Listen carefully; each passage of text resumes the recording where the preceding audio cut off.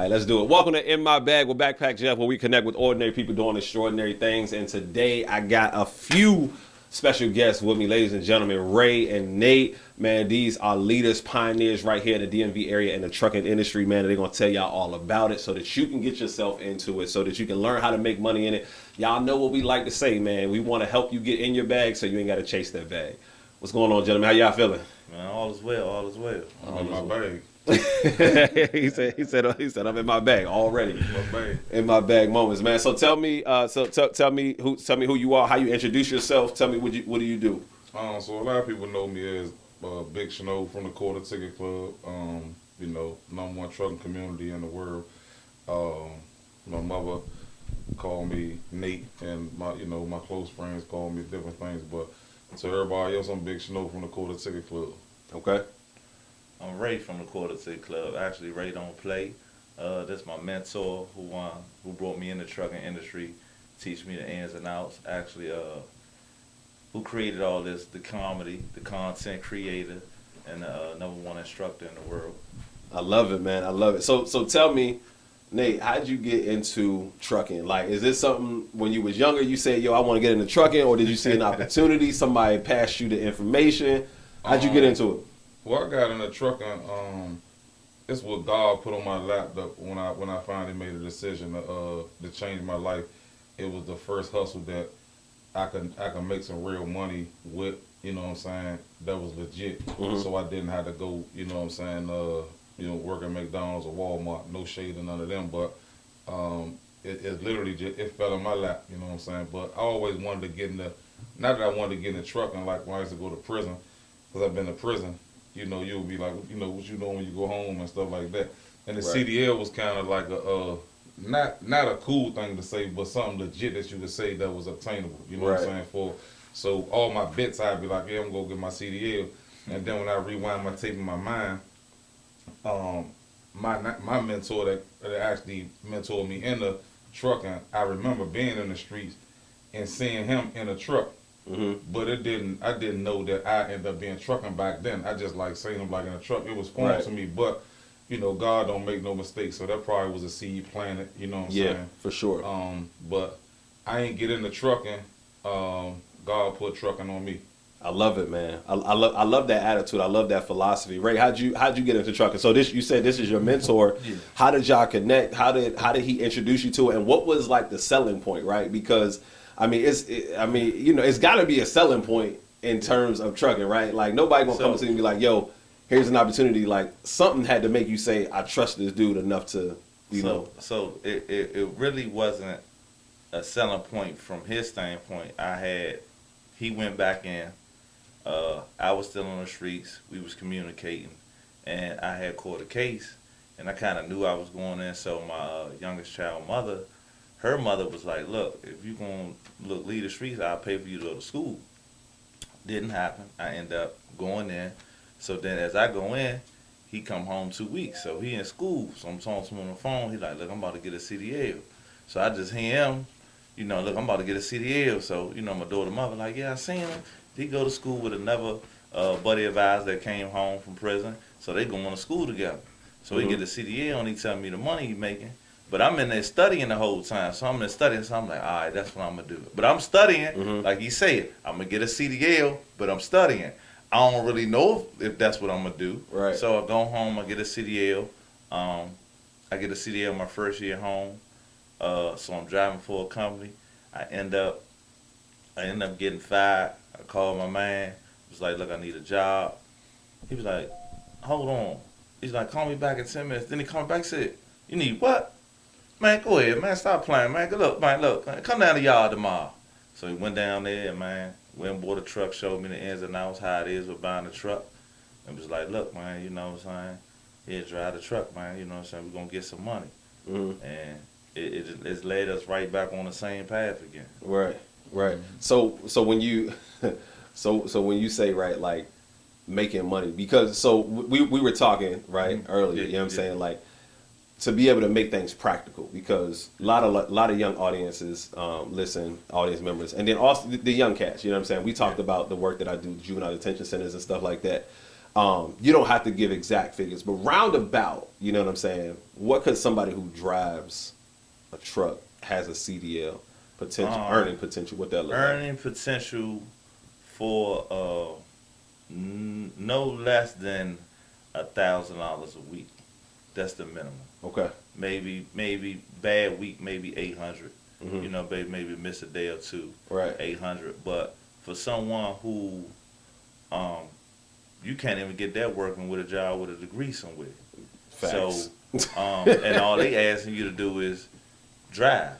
Mhm. Take this dirt to this place. Right. You can get in the truck like this.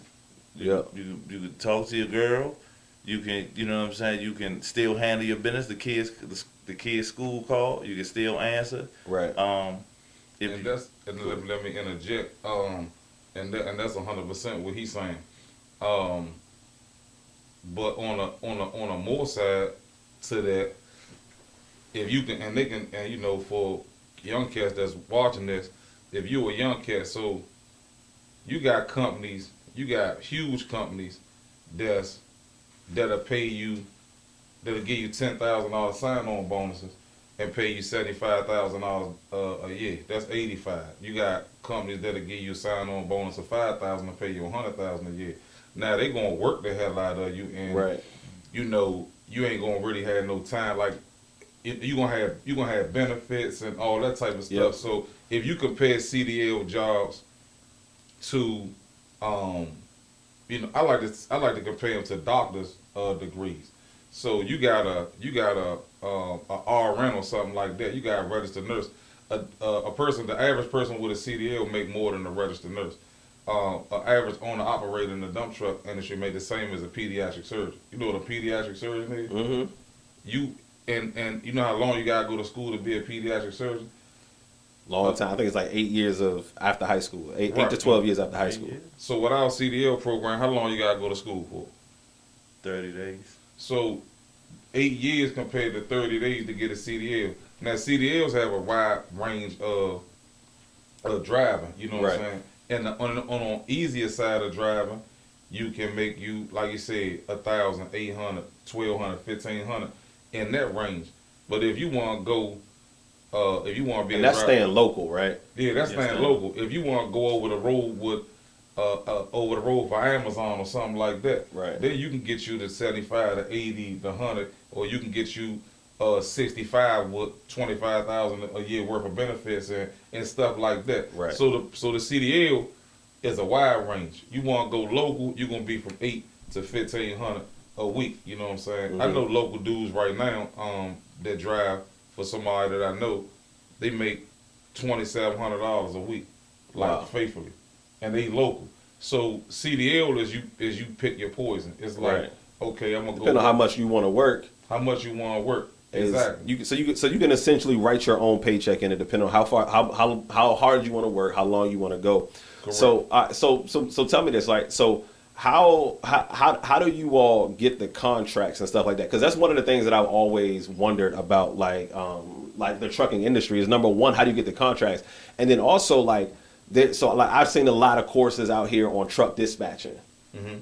Is that what you all do as well, or are you just the driving? Tell me what that process is like. Nah, so I want to clear ongoing beef No, that the tractor trailer dudes and the people in the Okay, tractor trailer let's industry, let's do it. that the Quarter Ticket Club don't like them. We love the tractor trailer people. We love all all truckers. trucking. We love high shot, box truck, all that.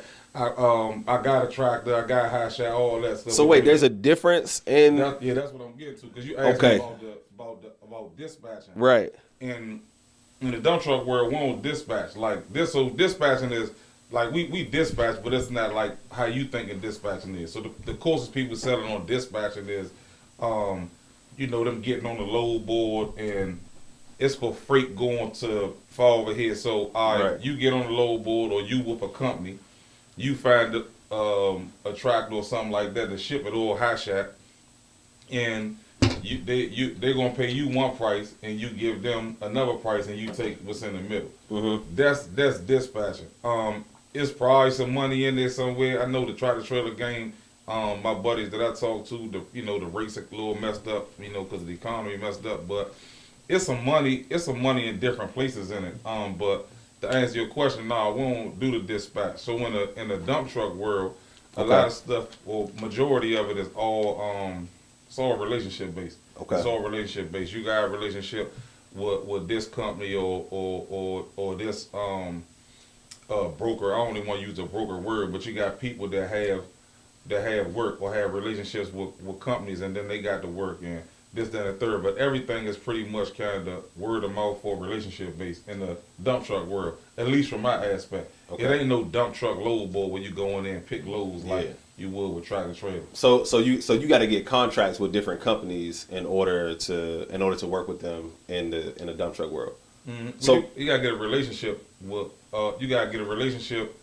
with a company or a relationship with people that got relationships with companies. So I have relationships with people that have relationships with multiple companies, and I have multiple people like that, and I have multiple relationships with multiple companies myself. And to somebody else, like they are to me, I'm that to them. Right. So that's why I say it's relationship based. So I have relationships with companies, with different companies, and I have people that have relationships with different companies. Right. And we are vice versa. So Okay. to me, that's all relationships. You know what I'm saying? Yeah. I don't even like using the word broker in the in a sense. Like you could be with a company and you got 30 truck. You got the company give you 30 spots Mhm. a day.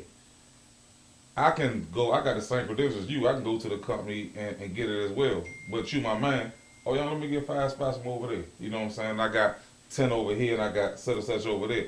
So it's not like dispatching like they be setting them courses on. Ain't no course on dispatching and Okay. and dump trucks. So in that world, right? So are y'all working with residential? You working with commercial?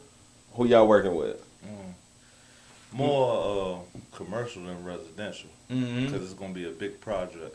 Big Okay. projects will be holding a lot of dirt. Okay. So you're like hauling from like new builders, that kind of Yeah. stuff. Okay. So you're working with like new builders, like so when they're building a new residential site or something like that, you're Yeah. more going in hauling that stuff away. Okay. Got it. All right. So tell me. So And we'll pave a residential. you'll pay for residential. No, we'll pave a residential. Oh, you'll pave a residential. Right. So we pave commercial and residential, but we ain't about to pull up to your house and haul no dirt out. You ain't got enough dirt for us to haul it. Yeah, exactly. But we'll pave your whole street. You know what I'm saying? Okay. We'll pave your street for a company that's gonna pay us for it. You know what I'm saying? But Got you. but an average resident ain't got enough money to pay us to haul it out because they making a pool. Right. You know what I'm saying? I got one truck at the yard that can do that in one day. Right. A small one. So okay. So let me ask you. So do y'all do any government contracting? Nah, our government contracting is so government contracting go like this. And this It's a long process. Yeah. Well, no, I won't say it's a long process. It's a long process. You mean to get certified? Or No, to I'm talking about do like government? yeah, to do the government contracting. Yeah. So typically, like getting awarded government contracts. My personal take on it, government contracts cool, but you get a government contract and then you stuck over there, Mm-hmm. right? So whatever number you agree on with the government contract, that's what y'all gotta do. Y'all gotta fulfill the contract, and if that floats your boat, that's cool. Meanwhile, let me get a couple jumps over there with you with that government contract. Mm-hmm. All right, at that number, all right, that's cool. But then you got him, he got this over here that paid 20% more than the government contract. So all right, so we got 5 trucks on there. They're joint over there, dang, they're paying double. Something super jump off, man, we all rushing over here, right? Right. And leaving you hanging with the government contract. You gotta fulfill it. Like once you sign that dotted line and you get the government contract, you gotta fulfill the contract and you stuck over there. Me, I like the fluidity of not being locked into no contract, not even just government contract. I don't want no contract. I want the fluidity to take my trucks to where it makes sense the most, when it makes sense the most. Period. So contracts in trucking, to me, I don't like them, and that's just my personal preference. You know what I'm saying? Gotcha. I like the Oh, you got it over there. Oh, y'all making 1,400 over there. I don't care if it's the government or it's my mother. Slim, I ain't going for the 8, Mom. I need this 14, Mom. I'm gonna buy you something. You know what I'm saying? Right. So, contract. A lot of people put emphasis on contracts and trucking. And contracts ain't nothing official about contracts. Okay. So you say he taught you how to buy a dump truck, right? Yeah. Tell me, what was that process like? First and foremost, you gotta get lined up. Your credit. It's just like buying a car. Okay. You can't go in there and your credit not right for you to go in there and apply and ask some people, can you get a $50,000 to $75,000 dump truck, and how you gonna pay it back? Right. So you got to get the credit. We all know, like, you get a car, a loan from, same process like a bank, and you go in there and you get the dump truck. Now, once you get that, you got to have your EIN, your DOT, and your insurance. You got to check your rates on the insurance. It's the same process as getting a car. Okay. But a lot of people, but my man went there he was showing me, like, look, we ain't about to put no money down. We ain't put no money down. Mm-hmm. We about to drive off the day. We ain't put no money down. Face card. Yeah. Face And face literally, card. that's just how it went. How does that work though? So when Relationships, or you know what I'm saying? They know you're gonna be able to fulfill the. So it's definitely relationships, because we got the #1 commercial truck lender in the United States, like, period. You know what I'm saying? And we just, people from that was in prison together. So I got that through one of the #1 commercial truck lenders in the U.S. But I would have been able to do it with any lender, because I know exactly what I need to do exactly that. And at that time, because I was rushing it, because I wanted because he needed the job, because I was rushing it. Because I just know the credit game. I utilized the credit. Had I had another month before, if he could have waited a month, I would have got a better, even crazier rate. It probably would have saved me maybe like $7,000 on the truck overall, but I wasn't tripping off that. We made that in the first week, but I know what it take to go in there. So I could have not had that relationship and did the same thing, because I know how to build a profile up. So the stuff that he was saying. So basically, just how you go get a car, you can't walk in and get a car financed and you don't have a license. Right. So the same with a dump truck. It's hard to get financed to get a loan for a truck without a CDL. Right. Because they're like, all right, you got your profile and stuff bumped up, but who gonna drive this truck? If, like, you gonna hire a driver? All right, so what's gonna happen when they quit? Are you gonna be able to pay us your money? The money they fronted. So you gotta have a CDL. Not only do you gotta have all the stuff, like I was saying, when you get lined up your profile, you gotta have a car, a car at the house and all that. We show you how to finagle all that, but you also gotta have a car over 10,000.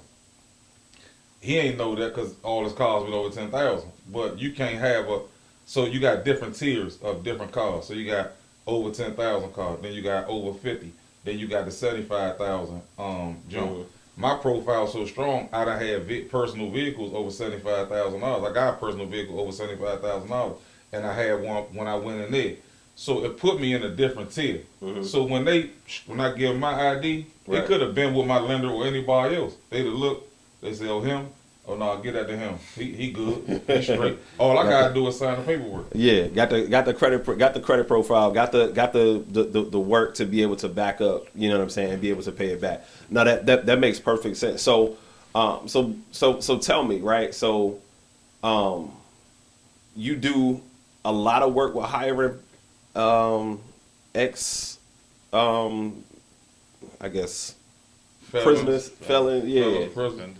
Prisoners. Yeah. I do a lot. It's almost, again, it's not what I do, it's what God do. Okay. So I guess when they see us, those type of dudes, like, nah, that's them. Right. And at the end of the day, it's a fulfilling to help people too. Yeah. You know what I'm saying? And I'm only saying that because I ain't just for felons, but that's who we rocking with. But if a dude come from McDonald's and he's saying he tired of his job and he trying to make a change, right, he could turn into a felon if I don't help him.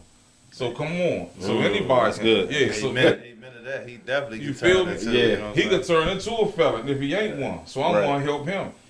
I help dudes that's I got a dude in the Quarter City Club right now that used to be a CO. Like literally was a CO. He was like, look, so mama, you know, we was in prison and he was a CO in a prison. Mhm. He's saying, look, I'm about to retire. I'm trying to jump off. Whoop, come on with it. He got a jump running right now. Right. So it ain't just for felons, but we do got a specialty, you know what I'm saying, a special life because that's where we came from. Right. You know what I'm saying? And that's what gravitates towards us. You know what I'm saying? Do we understand? Right. Yeah. We definitely speaking a understand. language that they understand. Yeah. Yeah, absolutely. And so have y'all thought about making it like prison reform type thing? Because I think you would get a lot of support. You know what I'm saying? If you did make it something like that, that's not to say that it has to be that, because I think, I mean, even, you know, working with the kids who, you know, who are in juvenile detention centers, right? I do a lot of work with them, and that's one of the things that me and Ray was just talking about before you came in, Nate. We were talking about they want quick money, they want a lot of money, you know what I'm saying, and they want it in my hand like right now, right? Mm-hmm. And with something like within the trucking industry, you can go out and you can have, you know, you can go get the job done, right? Boom, job done. I drove it here, drove it there. Where the bag at? You know what I'm saying? And it can happen and turn over that fast. So like, have you thought about doing something like prison reform, working with, you know, some of the you know, prison systems locally, anything like that? Before I answer that, I do want to say, you said that they want it quick, fast, in their hand, and trucking is the thing that's for them and all that. Mm. Before we started this, I had to stop before we started this, and on that little table right there, what was I doing? Depositing a check. I was depositing a check. Yeah. From today. You feel me? I picked it up today. I couldn't even start the interview before I deposited the check. So I want any of the youth to understand it's everything that you just said. It's fast. It's in your hand. It's right there. It's the best thing. It's the next. I'm not gonna say it's the next best thing. It's better than the streets because the streets gonna have fast money. It's gonna be in your hand. It's gonna be right then and there. But the risk reward is so lopsided. It's ridiculous. You know what I'm saying? Right. You know you can go to jail. You know you could die. This is better than that because the money gonna be just as good, and you ain't gotta look over your shoulder. But for the prison reform, to be honest with you, we so busy helping people and fulfilling whatever God put on our table and helping people. We don't even know how to. We doing prison reform. We don't even know how to. Like when you say not do prison reform. Yeah, we don't know how not to do it. So what we doing is already prison reform. But in your what you saying? I mean, your question, if I'm reading it correctly, like. Is there a prison reform program? Right. Is we named it prison reform? And if it is, we all for it. We really don't know how to be on prison, how to really call out John prison. Right. That's all hey, listen, y'all. This is how you call them out right here. Social media. Listen, contact these brothers right here, yo. Y'all seen all of their social media and all of that stuff down at the bottom throughout the episode. To be able to, so that they can be able to provide more resources and more opportunities to prisoners, ex-felons, and different things like that, man, because they need opportunities. We were talking about it, and one of the things that I'm doing for the youth in the juvenile detention centers is after they leave is a mentor program, because it's not just when they in there. It's like, all right, when I get back out, because we know more than 75% have been more than once. You know what I'm saying? More than 75% has been more than once. And if they come out and they have an opportunity where they can make some money, they can make the type of money that they want, they can live the type of money, the lifestyle that they want to live, they can dress how they want to dress, you know what I'm saying? Dress cool, dress fly, have nice cars and stuff like that.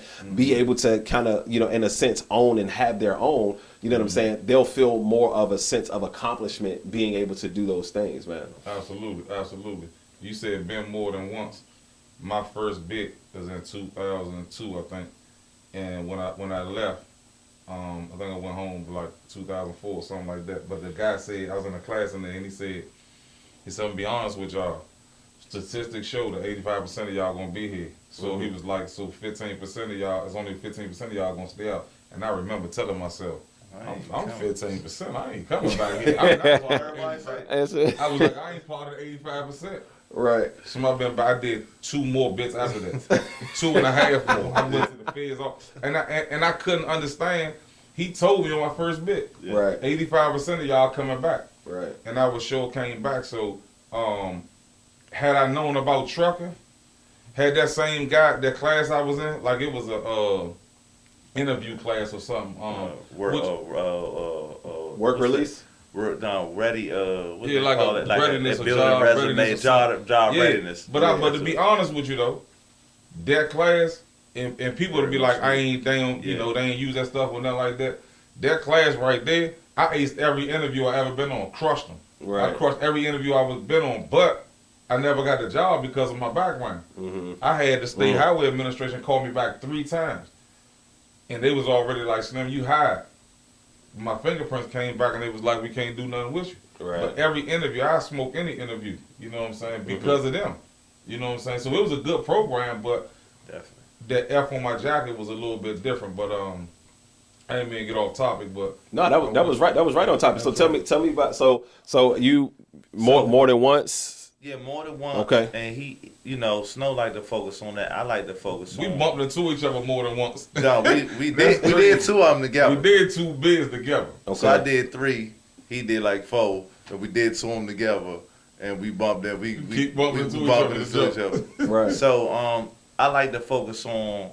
I like to tell young dudes, when you get the CDL, if it don't mean nothing if you don't get a CDL and you don't change your mind.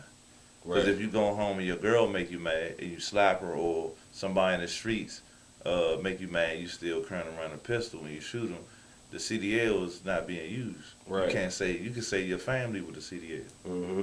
So, Snow, he kind of come with the approach of the CDL. I kind of come with the approach on the psychological, like, look, man, you got to go to sleep at night. You Right. can't drink every day.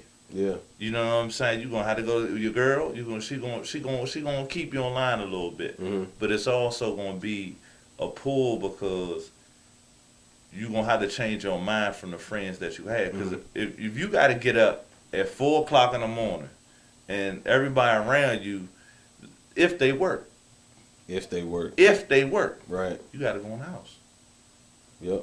because you got to get up. Mm-hmm. You got to get down the yard. You got to pre-trip your truck. You got to be on the job site. Mm-hmm. So it's really a more mental thing after you get the CDL. Right. A lot of dudes I see in the comments say, man, it's hard. Once I get my CDL, I get out of school, man, I left a job because I left a company. I left Flippo. I was a flag and I got my CDL, paid my way through school. I was working 80 hours a week, driving out Laurel, got my Class B first, and I got it, and they wouldn't give me a chance. So I found somebody in the dispatcher office. The lady said, look, go to this company, tell them, and the black guy said, listen, man, if you can show up to work, you got a job. I don't care about nothing else. I showed up. The pay wasn't without leave, but that move, they came back to me and said, look, we'll give you, what they paying you over there? And he just said a number, and I just agreed with it. And they said, well, give us 2 weeks, we'll call you back. And they called me back. So sometimes you got to take a chance on, don't worry about the money. Just worry about getting experience. So that's what I tell dude, because you got to you got to jump out there. You got to use the CDL. If you get the CDL and you don't use it, they say you had the CDL, what have you drove? This is what they ask you.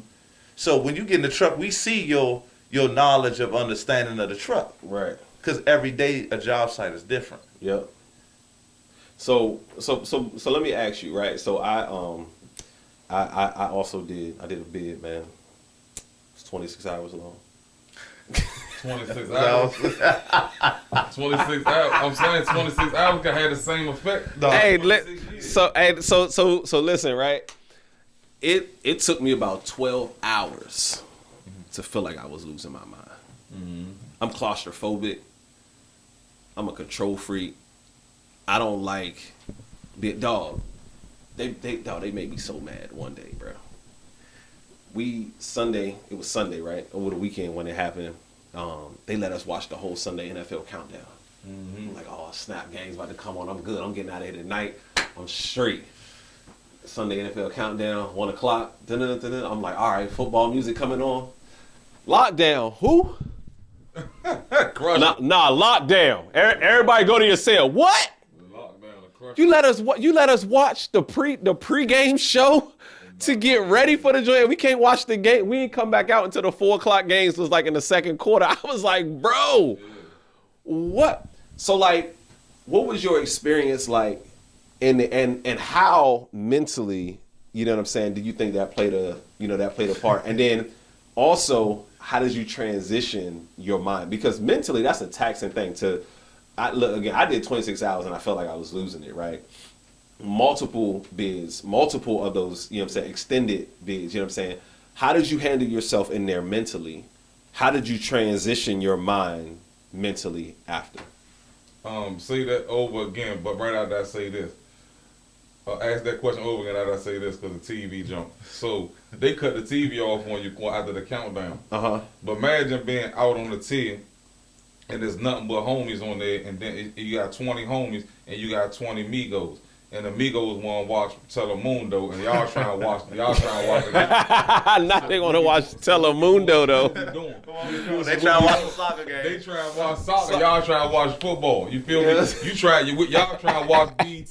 They trying to watch Telemundo. Like, hold on. You trying to watch Martin. They trying to watch George Lopez. So, that type of demonstration. But mentally, I'm going to let Ron go on the question you asked first. I'm going to say, because we did, and I'm going to speak on the two bits because he can kind of piggyback.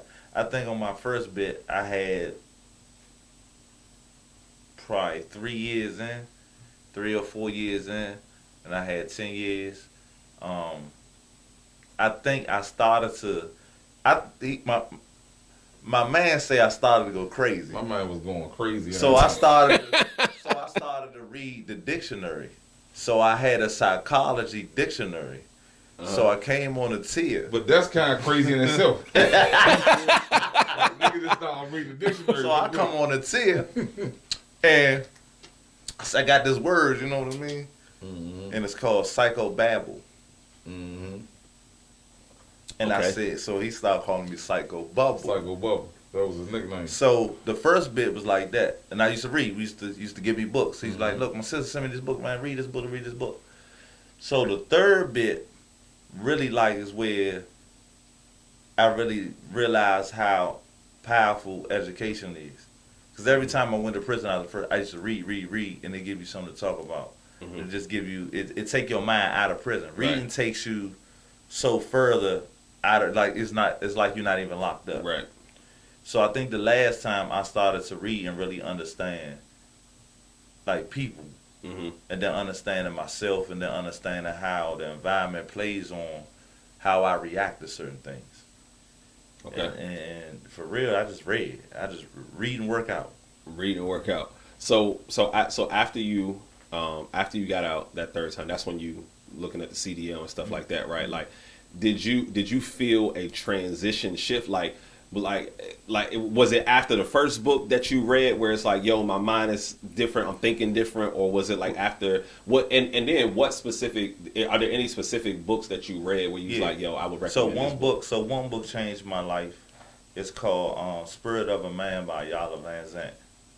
Okay. And that book really made me appreciate females, and it made me understand how hard men really have it, and females don't understand how hard we really have it mentally. Mm-hmm. Not financially, like mentally. Mm-hmm. That book changed me and made me to have more compassion for people, because we really don't, the female and the male really don't understand each other. Like, the male wants to give the female, his mother, his sister, his girlfriend, maybe his cousin if they had a tight relationship. He wants to provide for everybody. He wants to give them everything. Right. And when a man can't do that, it kind of wears him down internally within himself. Mm-hmm. So it taught me that, and then it made me look at myself and say, okay, I know why some black men are mad, or why I'm mad all the time. And really, it just opened my eyes up to say, man, people will be more, I always say this, people will be more, I used to tell people this in prison, I said, your family is dependent on you, but they're not going to tell you. Because when you come home, it's always a party. It's always a celebration. You ain't go to college. Right. You just failed the whole family. Like, you didn't just So you had 3 coming home parties? Yeah, like everybody, your men take you out to get you fresh. But you didn't do nothing. Because you know what they're doing? You coming out stronger. You're coming out smart. You had time to sit down and figure out what you're gonna do. Mm-hmm. You don't have that. You don't have that luxury right now. Right. Okay. Nate. To be honest, prison probably, like if I really rate it, prison probably was one of the best things that happened to me. I feel like God will send me to prison.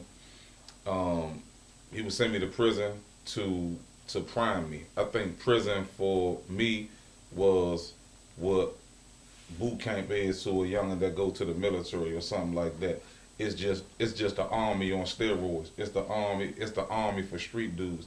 I think prison served it was a grow up tool for me because my father, so my father wasn't there, and I was raised. The streets was raising me.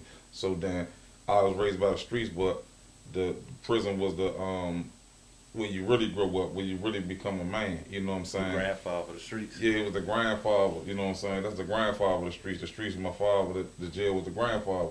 So I think I did a lot of growing in there. Like he said, all I did was read and books and worked out and stuff like that. But I think that to be completely honest with you, people be laughing when I say this, but I had fun on my first 2 bits. I really had fun on my 3rd bit, but my long bits, I did 3 long ones. But my 3rd one, the only reason I kind of canceled that one out because I had my daughter 2 months after I went in, so it was like the only bit where I had a kid and I was missing a kid.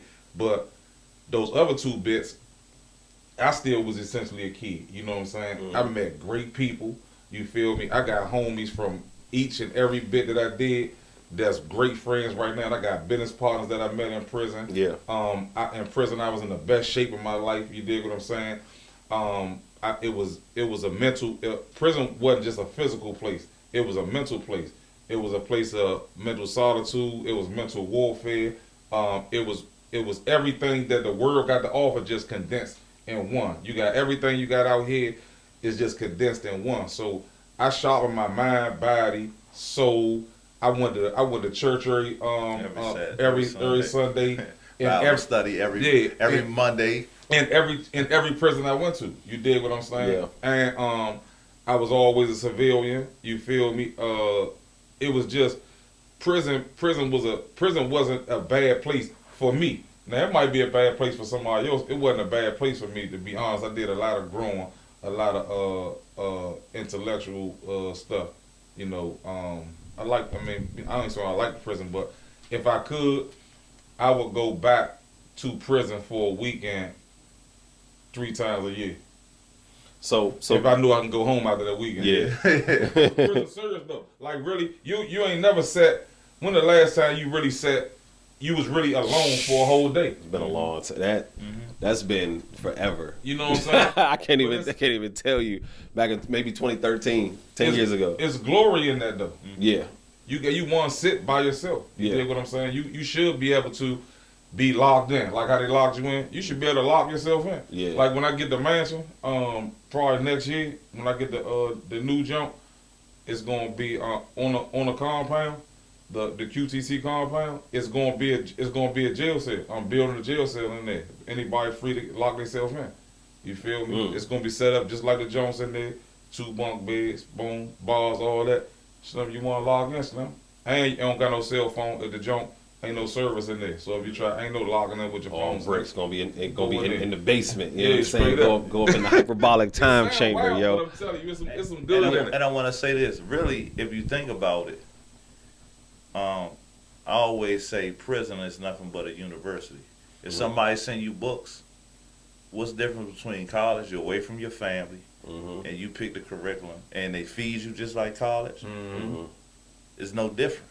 Right. Now books. I feel he got off on the books too. I gotta get my books off. The books that changed my life in prison. Yep. And like I hear people out here saying Think and Grow Rich by Napoleon Hill. It's a mean book. That joint a great book. Yep. But you gotta read it in prison. Reading in It's prison different. hit different. Right, because the reading in situation. prison. Yeah, never thought about that. Think and Grow Rich hit different from in a cell than it do at a library. Right. You feel what I'm saying? Believe that. You might have to use it. You gonna have to use it in prison. Yeah. So you gonna have to. every Robert Greene book, except the last one, because I ain't read it, but it's probably fire too. I got it, but I just ain't read it yet. Every Robert Greene book for sure. Every Robert Kiyosaki book. I was about to say that. Every Robert Kiyosaki, every Robert Greene, and Behold the Pale White Horse if you're a conspiracy theorist. And what's my jump I put you on to, Blue your top? What's my jump? Oh, every man should read this. I'm gonna look into. Every man should read this. The Way of the Superior Man. The Way of the Superior Man. But see how you did the camera like that, Snap. I put you down with that. I was supposed to hit him with that. The Way of the Superior Man. Okay. My tops. Yeah. The Way of the Superior Man. Yeah. But really, he stole it from me. I put him on, but Nipsey Hussle put me on. Right. And Nipsey Hussle said Lauren London gave it to him.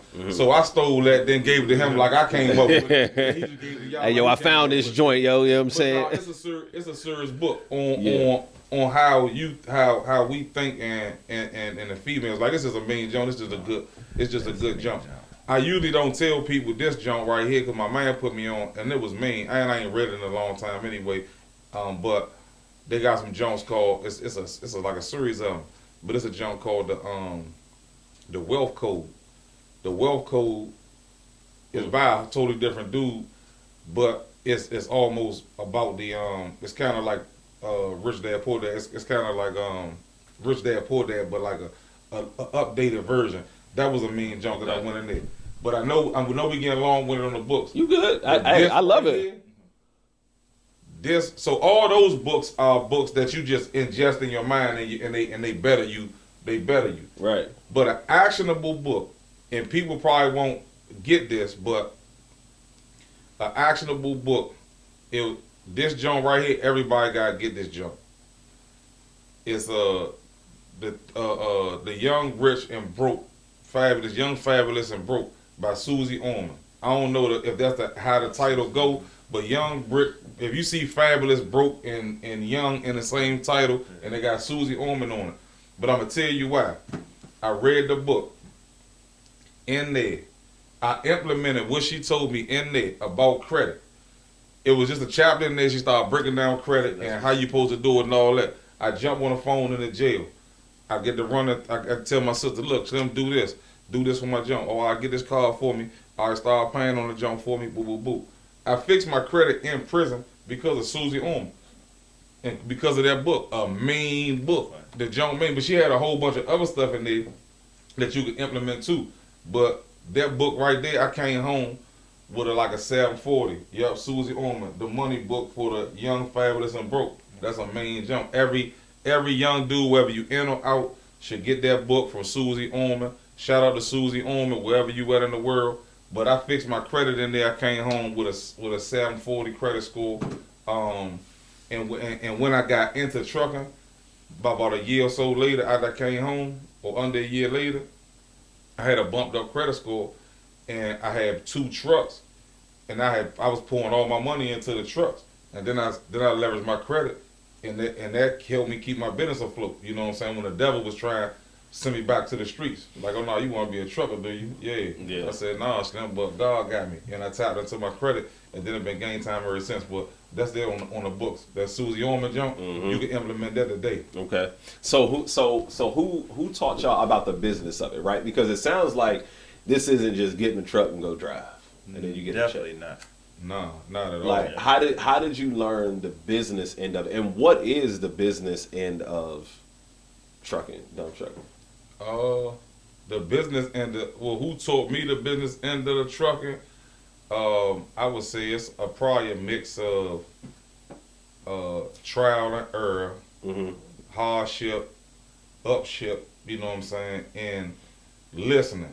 So I got the best mentor in the world, but he wasn't actively serving as a mentor. He just was the guy that I listened to, and nobody else would listen to him, but he was the GOAT. So to find a mentor, you can have a mentor in anything. It could be a friend, it could be a book. And you don't even know him. You don't even know him. I got a couple mentors that ain't never met me before. Exactly. So I was locked into him, and he took a liking to me. We've been knew each other for a long time, but we wasn't in a trucking space. You know what I'm saying? Cause we had grew up in the same area. But when I got in it, so if you doing good, and then you got people around you, and they doing the same thing, and you telling people this, that, and the third, but they ain't really listening to you. Not to say they won't listen to you, but you got one person you taking a liking to them, so you gonna naturally, you know what I'm saying, feed them some more knowledge. You know what I'm saying? And we got close and we bust off. So a lot of my knowledge came from him, especially like the ins and outs of the business. Like you gotta keep your books right, you gotta do this and stuff like that. He the person I call for all my questions and stuff like that. But like trucking, like in itself, you gotta learn from somebody that been through it or go through it. You know what I'm saying? You gotta learn from others' mistakes. You got to. Trucking not for the weak. You know what I'm saying? Like you gotta really wrap your head around it. You know what I'm saying? You take a loss. I took a loss for $1,000. Well, like 800, but that's 1,000. I took a loss for $1,000 on Tuesday. Today Thursday. Mm-hmm. But I took a loss for 8. I made 1,000 on Wednesday from that same truck that took the 800. The same truck that went back 800, it went up 1,000 the next day. Right. So you gotta have thick skin. You know what I'm saying? Yeah. Yeah. Yeah. No, I'm with it. Well, so what's been the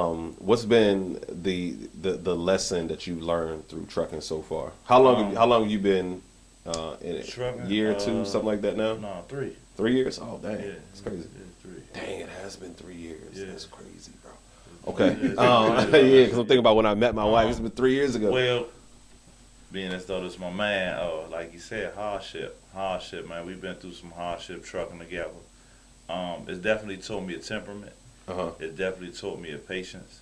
It definitely taught me it's not a race. Right. Like the numbers, you have to, like you said, when people around and they know more than you about the trucking, you have to just sit and listen. Mm-hmm.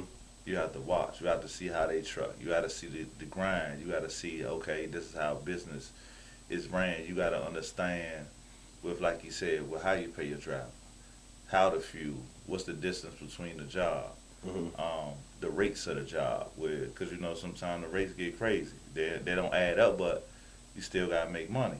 Right. You still got to go. So that's the temperament part of, it's a bad day, it's a good day. Upship, hardship, the truck break down. Something happened today. It's a truck. You know what I'm saying? It haul a lot of weight, and they can go any way. But you can't get discouraged in business. That's one thing I know. You can't get discouraged in business. You got to stay consistent. Definitely do. Consistent. So with that being said, is there like a trucking season where like, this time of the year is booming? Yeah, if you look on my Instagram, I said the babies need the shoes, baby need that bag, and we just hoping it snow. Straight up. We just hoping it snow. The dirt cool, but we just hoping it snow. For real? Yeah, we just hoping it snow. When the snow is game over. Yeah. When it snow is game over. When it snow, the dump truckers, man, they winning. So it's almost like this.